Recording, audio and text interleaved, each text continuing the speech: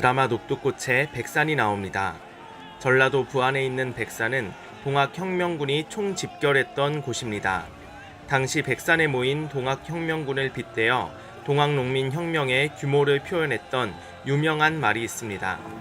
서면 백산, 앉으면 죽산. 백산에 모여든 동학군이 앉으면 죽창 때문에 대나무 숲으로 보이고 서 있으면 흰옷 때문에 흰산같이 보였다고 합니다. 이들은 나랏일을 돕고 백성을 편안하게 한다는 보국안민의 기치를 들고 일어났습니다.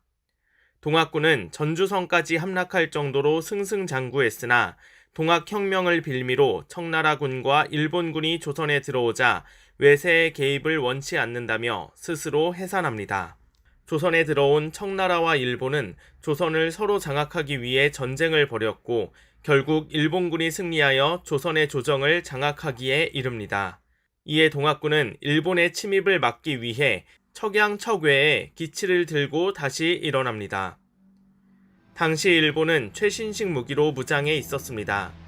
일본군에게 동학군 30만 명이 일방적 학살을 당하고 결국 동학혁명은 실패합니다. 당시 수백만의 백성들을 하나로 뭉치게 했던 동학의 가르침이 있습니다. 동학군들은 이마에 5만년 수운이라 적힌 띠를 머리에 두르고 혁명에 참여했습니다. 5만년 수운은 5만년의 운수를 받는다는 뜻입니다. 여기서 5만년은 무엇일까요?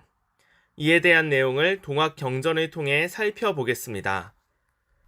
개벽 후 5만년에 네가 또한 처음이다. 무극대도 닦아내니 5만년지 운수로다. 한마디로 5만년에 새로운 세상이 열린다는 말입니다.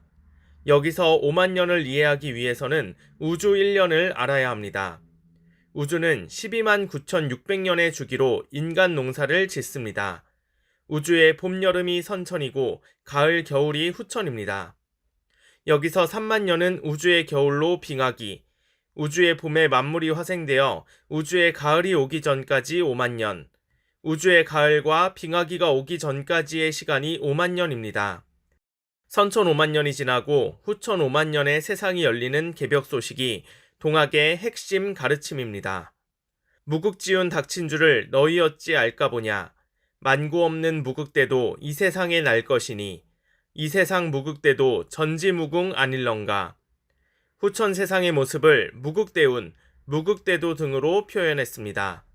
무극은 영무극과 신무극이 있습니다. 영무극은 우주가 빅뱅으로 열리기 이전의 경계로 우주 조화의 바탕이 됩니다. 신무극은 현실 속에서 우주 만유를 통일하는 가을철의 천지 조화 기운입니다. 동학에서는 천지의 모든 꿈이 완성되는 우주의 가을, 신무극의 시대가 곧 열린다는 것을 말했습니다. 우주의 봄, 여름 선천은 상극의 이치로 인간과 만물을 발전시켰습니다. 상극의 힘으로 문명이 크게 발전했지만 세상에 수많은 문제가 일어났습니다. 이 모든 문제를 극복한 진정한 상생의 세상이 우주의 가을에 열립니다. 12제국 꾀질운수 다시개벽 아닐런가. 신무극의 시대가 열리기 전에 이 지구촌 전역에 괴질의 운수가 있다고 했습니다. 이때 괴질을 극복하고 진정한 완성의 길을 열어주시는 분이 오십니다. 저번 화에서 소개한 시천주는 단순히 천주님, 상제님을 모시기만 한다는 뜻이 아닙니다. 완성된 세상을 열기 위해 천주님이 이 땅에 오시고 그 천주님을 제대로 모셔서 진정한 조화 세상을 열어나간다는 뜻이 담겨 있습니다. 우주의 가을을 열어주시는 천주님의 지상강세 소식을 전한 것이 바로 동학의 참된 가르침입니다. 당시 동학교도들은 혁명을 후천 개벽을 이루는 일이라 믿었습니다. 하지만 최수훈 대신사의 본래 가르침 속 후천 개벽은 인류가 태고부터 모셨던 상제님이 직접 인간으로 강세하시어 이루어진다는 것입니다. 최수훈 대신사가 처형당하기 전에 하신 말씀입니다. 전사십은 나련이와 후사십은 누구런가. 천하의 무극대도가 더디도다 더디도다 8년이 더디도다. 최수훈 대신사가 처형당한 후 진정한 무극대도를 열어주실 분이 8년 후에 지상으로 오신다는 뜻이 담겨 있습니다. 실제로 최수훈 대신사가 처형당하고 8년 후 1871년 우주의 가을을 열어주시기 위해 오신 분이 계십니다.